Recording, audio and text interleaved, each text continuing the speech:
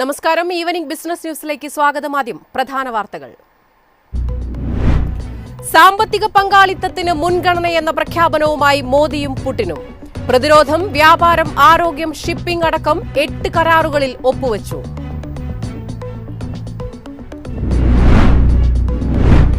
വ്യാപാര ചർച്ചകൾക്കായി US സംഘം അടുത്തയാഴ്ച ഇന്ത്യയിലെത്തും. ഉഭയകക്ഷി വ്യാപാര കരാർ വൈകാതെ യാഥാർത്ഥ്യമാകുമെന്ന് പ്രതീക്ഷ.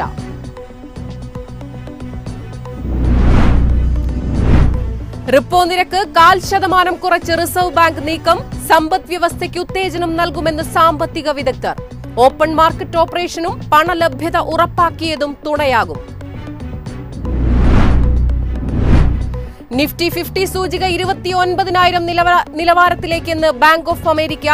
ലാർജ് ക്യാപ് ഓഹരികൾ മികച്ച പ്രകടനം തുടരുന്നുവെന്നും വരുമാന വളർച്ച നിർണായകമെന്നും വിലയിരുത്തൽ.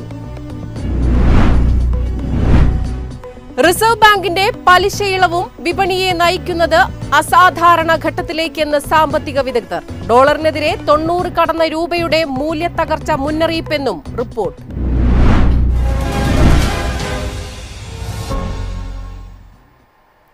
വിശദമായ വാർത്തകൾ നോക്കാം. ഇന്ത്യൻ ഓഹരി വിപണി ഇന്ന് നേട്ടത്തിലാണ് വ്യാപാരം അവസാനിപ്പിച്ചത്. സെൻസെക്സ് 447 പോയിന്റ് ഉയർന്ന് 85,712 ക്ലോസ് ചെയ്തു. നിഫ്റ്റി 157 പോയിന്റ് ഉയർന്ന് 26,186 അവസാനിച്ചത്. വിശദാംശങ്ങളുമായി വിഷ്ണു ആർ ചേരുന്നു. വിഷ്ണു, ഏതൊക്കെ ഘടകങ്ങളാണ് ഇന്ന് വിപണിയെ നേട്ടത്തിലേക്ക് നയിച്ചത്? ഇന്ന് വിപണിയെ സംബന്ധിച്ച് വളരെ ഒരു നിർണായകമായ ഒരു ദിവസം തന്നെയായിരുന്നു. RBIയുടെ മോണിറ്ററി പോളിസി യോഗ തീരുമാനങ്ങൾ തന്നെയായിരുന്നു ഇന്ന് വിപണിയെ സംബന്ധിച്ച് ഏറ്റവും പ്രധാനമായി നിന്നത്. ഏതായാലും വിപണി ഇന്ന് ക്ലോസ് ചെയ്തപ്പോൾ നമുക്ക് കാണാൻ സാധിക്കുന്നത് നിഫ്റ്റി 50 ഇന്ന് ക്ലോസ് ചെയ്തിരിക്കുന്നത് 26,186 എന്നൊരു നിലയിൽ 0.59% നേട്ടത്തിലാണ്. അതായത് 152 പോയിന്റിന്റെ നേട്ടമാണ് നിഫ്റ്റി 50യിൽ നമുക്ക് കാണാൻ സാധിച്ചത്. ബാങ്ക് നിഫ്റ്റിയിലോട്ട് വരുമ്പോൾ ഇന്നത്തെ ഒരു ക്ലോസിംഗ് നോക്കുമ്പോൾ 488 പോയിന്റിന്റെ നേട്ടമാണ് രേഖപ്പെടുത്തിയത്. 0.82% നേട്ടത്തിൽ 59,777 എന്നൊരു നിലയിലുമാണ് ഇന്ന് ക്ലോസ് ചെയ്തതായിട്ട് നമുക്ക് കാണാൻ സാധിക്കുന്നത്. ഇന്നൊരു സെക്ടറൽ വൈസ് പെർഫോമൻസ് എടുക്കുമ്പോൾ ഒരു മിക്സഡ് ആയിട്ടുള്ള ഒരു റെസ്പോൺസ് ആണ് ഉണ്ടായിരുന്നെങ്കിൽ കൂടി കൂടുതൽ സെക്ടറുകളും നേട്ടം രേഖപ്പെടുത്തിയതായിട്ടാണ് നമുക്ക് കാണാൻ സാധിച്ചത്. അതിൽ തന്നെ എടുത്തു പറയേണ്ട ഒരു കാര്യം RBIയുടെ ഒരു റേറ്റ് കട്ട്, അതായത് ബേസിസ് പോയിന്റ് 0.25 ബേസിസ് പോയിന്റ് കുറച്ചതിന് ശേഷം ഏറ്റവും കൂടുതൽ ഇന്ന് ഒരു മുന്നേറ്റം രേഖപ്പെടുത്താൻ സാധിച്ച സൂചികകളായി മാറിയത് ഒന്ന് ഫൈനാൻഷ്യൽ സർവീസസ് സൂചികയായിരുന്നു. 1.14% നേട്ടമാണ് ഈ ഒരു സൂചിക രേഖപ്പെടുത്തിയത്. PSU ബാങ്കിലോട്ട് വരുമ്പോഴും ഇന്ന് 1.5% ഒരു നേട്ടം, ഇന്നത്തെ ഒരു ഔട്ട് പെർഫോമറായി മാറിയത് PSU ബാങ്കിങ് സൂചികയായിട്ടാണ് നമുക്ക് കാണാൻ സാധിക്കുന്നത്. കൂടാതെ മെറ്റൽ 0.5% മുകളിലേക്ക് നേട്ടം രേഖപ്പെടുത്തിയാണ് ക്ലോസ് ചെയ്തത്. ഓട്ടോ സൂചിക, IT, റിയൽറ്റി, പ്രൈവറ്റ് ബാങ്ക് തുടങ്ങിയ സൂചികളൊക്കെ നേട്ടത്തിൽ ഇന്ന് ക്ലോസ് ചെയ്തപ്പോൾ ഇന്ന് ഇടിവുമായി ക്ലോസ് ചെയ്തിരിക്കുന്ന സൂചികളെന്ന് പറയുന്നത് നിഫ്റ്റി FMCG ആണ്. കൂടാതെ മീഡിയ, ഫാർമ, കൺസ്യൂമർ ഡ്യൂറബിൾസ് ഇത്തരം ഇൻഡെക്സുകളിലും ഇടിവുമായിട്ടാണ് ഇതൊരു ക്ലോസിംഗ് ഉണ്ടായതായിട്ട് കാണുന്നത്. ഇനി NSEയിലെ ഒരു ഓവറോൾ ട്രേഡിംഗ് ഒരു സ്റ്റാറ്റിസ്റ്റിക്സ് നോക്കുമ്പോൾ 3,192 ഓഹരികളിലായിരുന്നു ട്രേഡിംഗ് നടന്നത്. ഇതിൽ 1,335 ഓഹരികൾ നേട്ടത്തിൽ, 1,769 ഓഹരികൾ ഇടിവ്, 88 ഓഹരികൾ അൺചേഞ്ച്ഡ് എന്നൊരു നിലയിലുമാണ് ഇന്ന് ക്ലോസ് ചെയ്തതായിട്ട് കാണാൻ സാധിക്കുന്നത്. ഇന്ത്യൻ ഓഹരി വിപണി ഇന്ന് നേട്ടത്തിൽ വ്യാപാരം അവസാനിപ്പിച്ചിരിക്കുകയാണ്. വിശദാംശങ്ങൾ നൽകിയത് വിഷ്ണുവാണ്. മറ്റ് പ്രധാനപ്പെട്ട വാർത്തകൾ നോക്കാം. സാമ്പത്തിക പങ്കാളിത്തത്തിന് മുൻഗണനയെന്ന പ്രഖ്യാപനവുമായി മോദിയും പുടിനും. പ്രതിരോധം, വ്യാപാരം, ആരോഗ്യം, ഷിപ്പിംഗ് അടക്കം 8 കരാറുകളിൽ ഒപ്പുവച്ചു. 2030 വരെ ഉഭയകക്ഷി വ്യാപാരം വികസിപ്പിക്കാൻ ധാരണ. തൊഴിൽ, കുടിയേറ്റം, രാസവളം, ഭക്ഷ്യസുരക്ഷാ മേഖലകളിലെ കരാറുകളിലും ഒപ്പുവച്ചു. വിപണി പ്രതീക്ഷിച്ചതുപോലെ ഇരു രാജ്യങ്ങളും പേയ്മെന്റ് സെറ്റിൽമെന്റുകൾക്കായി ദേശീയ കറൻസികൾ ഉപയോഗിക്കുന്നതിലേക്ക് നീങ്ങും. ഇക്കാര്യം പുടിനും സംയുക്തമായി പ്രസ്താവനയിൽ വ്യക്തമാക്കി. അതായത് ഇരുവരും തമ്മിലുള്ള വ്യാപാരം ഇനി രൂപയിലും റഷ്യൻ കറൻസിയായ റൂബിളിലുമാകും നടക്കുക എന്നതാണ് പുടിൻ പറഞ്ഞിരിക്കുന്നത്. 2030 വരെ ഉഭയകക്ഷി വ്യാപാരം വികസിപ്പിക്കുന്നതിനുള്ള സാമ്പത്തിക സഹകരണ പരിപാടിക്ക് ഇരു രാജ്യങ്ങളും ധാരണയായി. $100 ബില്യൺ ഉഭയകക്ഷി വ്യാപാരം 2030 ലക്ഷ്യമിടുന്നുണ്ട്. പാശ്ചാത്യ രാജ്യങ്ങളുടെ സമ്മർദ്ദങ്ങൾക്കിടയിലും ഇന്ത്യയിലേക്ക് തടസ്സമില്ലാത്ത ഇന്ധന കയറ്റുമതി തുടരുമെന്ന് പ്രസിഡന്റ് വ്ളാഡിമിർ പുടിൻ ഉറപ്പു നൽകി. ഇതിനിടെ റഷ്യൻ പൗരന്മാർക്കായി 30 ദിവസത്തെ സൗജന്യ ടൂറിസ്റ്റ് വിസയും 30 ദിവസത്തെ ഗ്രൂപ്പ് ടൂറിസ്റ്റ് വിസയും ഉടൻ ആരംഭിക്കുമെന്ന് പ്രധാനമന്ത്രി നരേന്ദ്രമോദി പ്രഖ്യാപിച്ചു. കഴിഞ്ഞ 2.5 പതിറ്റാണ്ടായി റഷ്യൻ പ്രസിഡന്റ് വ്ളാഡിമിർ പുടിന്റെ നേതൃത്വവും കാഴ്ചപ്പാടും ഈ ബന്ധത്തെ വളർത്തി വലുതാക്കിയിട്ടുണ്ടെന്ന് പ്രധാനമന്ത്രി പറഞ്ഞു. ഇന്ത്യയും റഷ്യയും തമ്മിലുള്ള സൗഹൃദം ഇരു രാജ്യങ്ങൾക്കും ഭാവിയിൽ ആഗോള വെല്ലുവിളികളെ നേരിടാൻ സഹായിക്കുമെന്ന് താൻ വിശ്വസിക്കുന്നു. ഭീകരതയ്ക്കെതിരായ പോരാട്ടത്തിൽ ഇരു രാജ്യങ്ങളും ഒരുമിച്ച് നിൽക്കുമെന്നും പ്രധാനമന്ത്രി കൂട്ടിച്ചേർത്തു. ഊഷ്മളമായ സ്വീകരണത്തിന് ഇന്ത്യൻ പ്രസിഡന്റിനും പ്രധാനമന്ത്രിക്കും പുടിൻ നന്ദി അറിയിച്ചു. മോദിയുമായുള്ള ചർച്ച ഫലപ്രദമായിരുന്നു എന്നും സൗഹൃദപരമായ അന്തരീക്ഷത്തിലാണ് ചർച്ചകൾ നടന്നതെന്നും വ്ളാഡിമിർ പുടിൻ വ്യക്തമാക്കി. റഷ്യയും ഇന്ത്യയും തമ്മിലുള്ള പങ്കാളിത്തം കൂടുതൽ ആഴത്തിലാക്കുന്ന കരാറുകളിൽ എത്തിച്ചേർന്നിട്ടുണ്ടെന്നും അദ്ദേഹം പറഞ്ഞു. News desk MyFin TV. വ്യാപാര ചർച്ചകൾക്കായി US സംഘം അടുത്തയാഴ്ച ഇന്ത്യയിലെത്തും. ഉഭയകക്ഷി വ്യാപാര കരാർ വൈകാതെ യാഥാർത്ഥ്യമാകുമെന്ന് പ്രതീക്ഷ. നിർദ്ദിഷ്ട ഉഭയകക്ഷി വ്യാപാര കരാറിനെക്കുറിച്ചുള്ള ചർച്ചകൾക്കായി US നിന്നുള്ള ഒരു സംഘം അടുത്തയാഴ്ച ഇന്ത്യ സന്ദർശിക്കും. ഇരു രാജ്യങ്ങളും കരാറിന്റെ ആദ്യഘട്ടം അന്തിമമാക്കാൻ ശ്രമിക്കുന്നതിനാൽ ഈ സന്ദർശനം നിർണായകമാണ്. റഷ്യൻ അസംസ്കൃത എണ്ണ വാങ്ങുന്നതിനായി അമേരിക്കൻ വിപണിയിൽ പ്രവേശിക്കുന്ന ഇന്ത്യൻ ഉൽപ്പന്നങ്ങൾക്ക് 25% താരിഫും 25% അധിക പിഴയും ഏർപ്പെടുത്തിയതിനു ശേഷമുള്ള രണ്ടാമത്തെ സന്ദർശനമായിരിക്കും ഇത്. നിലവിലെ $191 ബില്യൺ നിന്ന് 2030 ആകുമ്പോഴേക്കും ഉഭയകക്ഷി വ്യാപാരം $500 ബില്യൺ ഇരട്ടിയാക്കാനാണ് കരാർ ലക്ഷ്യമിടുന്നത്. 2024-25 തുടർച്ചയായ 4ാം വർഷവും ഇന്ത്യയുടെ ഏറ്റവും വലിയ വ്യാപാര പങ്കാളിയായി US തുടർന്നു. $131.84 ബില്യൺ മൂലമുള്ള ഉഭയകക്ഷി വ്യാപാരമാണ് ഇരു രാജ്യങ്ങൾക്കുമിടയിലുള്ളത്.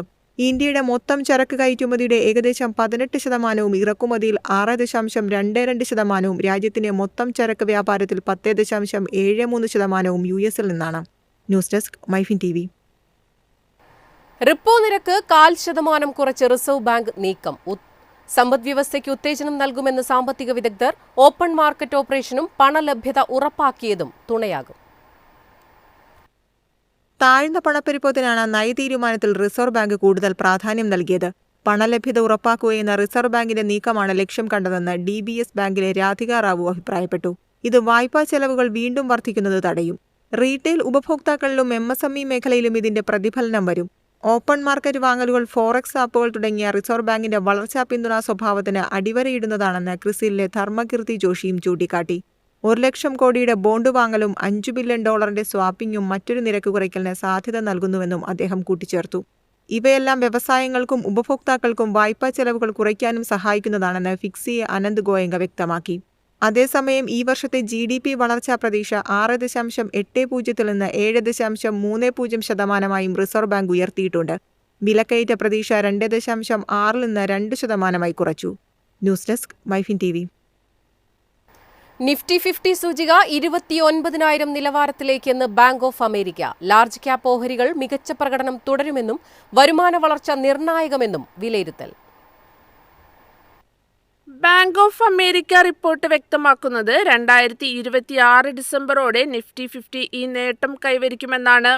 അതായത് നിലവിലുള്ളതിൽ നിന്ന് 11.4% മുന്നേറ്റം സൂചിക നടത്തും.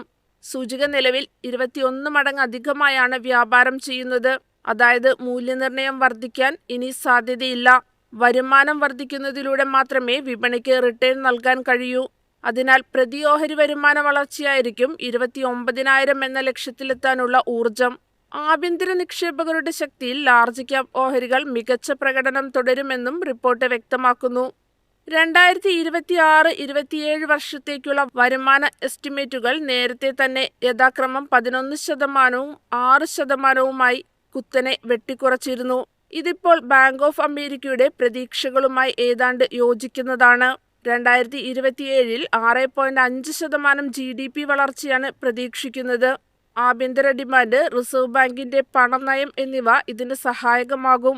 2027 പണപ്പെരുപ്പം 4.8% എന്ന സാധാരണ നിലയിലാകുമെന്ന് പ്രതീക്ഷിക്കുന്നു. ഇത് നാമമാത്ര വളർച്ചയും കോർപ്പറേറ്റ് വരുമാനവും ഉയർത്താൻ സഹായിക്കും. 2026 റിസർവ് ബാങ്ക് ഓഫ് ഇന്ത്യയും US ഫെഡറൽ റിസർവും പലിശ നിരക്ക് വെട്ടിക്കുറയ്ക്കാനുള്ള സാധ്യതയും റിപ്പോർട്ട് ചൂണ്ടിക്കാണിക്കുന്നു. ഫെഡ് നിരക്ക് കുറയ്ക്കുന്നതും US ഡോളർ ദുർബലമാകുന്നതും സൂചികയ്ക്ക് അനുകൂലമാകും.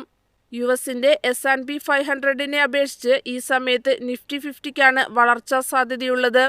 നിലവിൽ പ്രതിമാസം $56 ബില്യൺ ആഭ്യന്തര സ്ഥാപന നിക്ഷേപകർ ഓഹരികളിലേക്ക് നിക്ഷേപിക്കുന്നത്.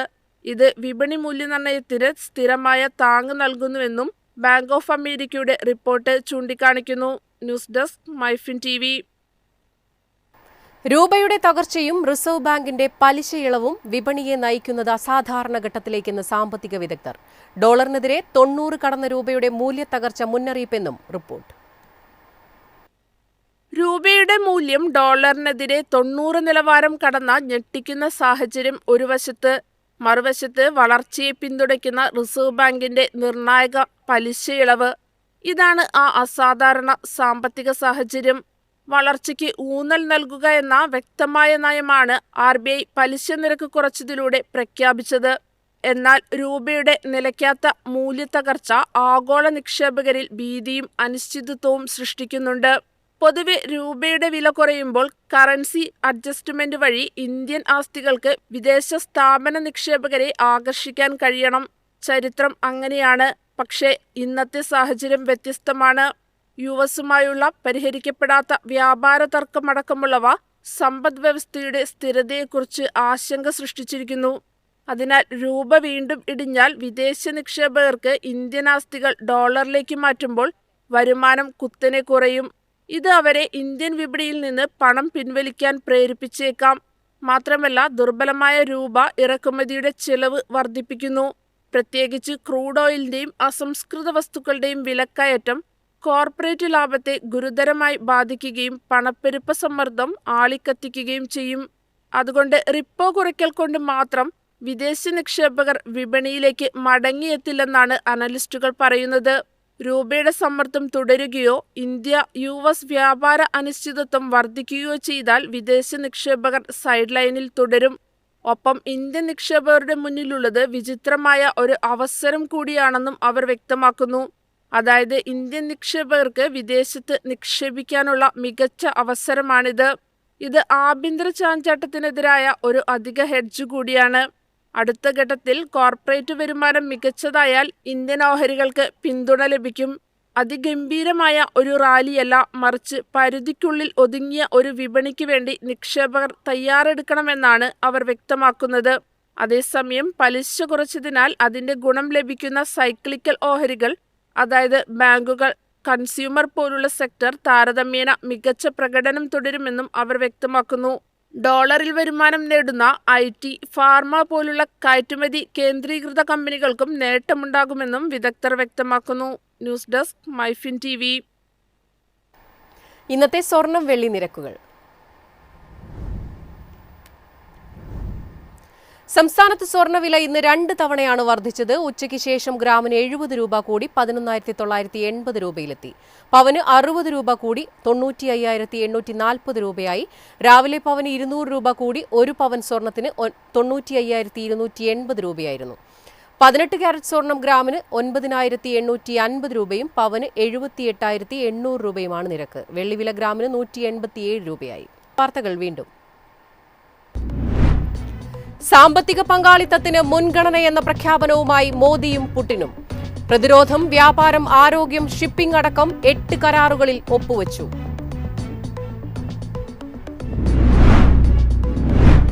വ്യാപാര ചർച്ചകൾക്കായി US സംഘം അടുത്തയാഴ്ച ഇന്ത്യയിലെത്തും. ഉഭയകക്ഷി വ്യാപാര കരാർ വൈകാതെ യാഥാർത്ഥ്യമെന്ന പ്രതീക്ഷ.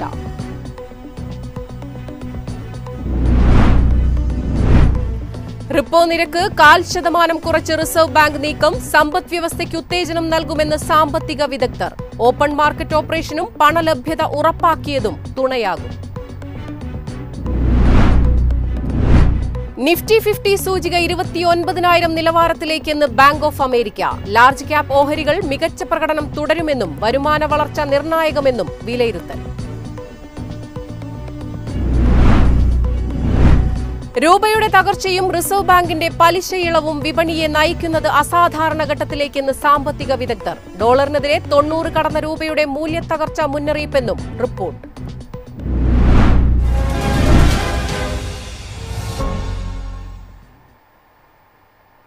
ഇതോടെ ഈവനിംഗ് ബിസിനസ് ന്യൂസ് സമാപിക്കുന്നു. നമസ്കാരം.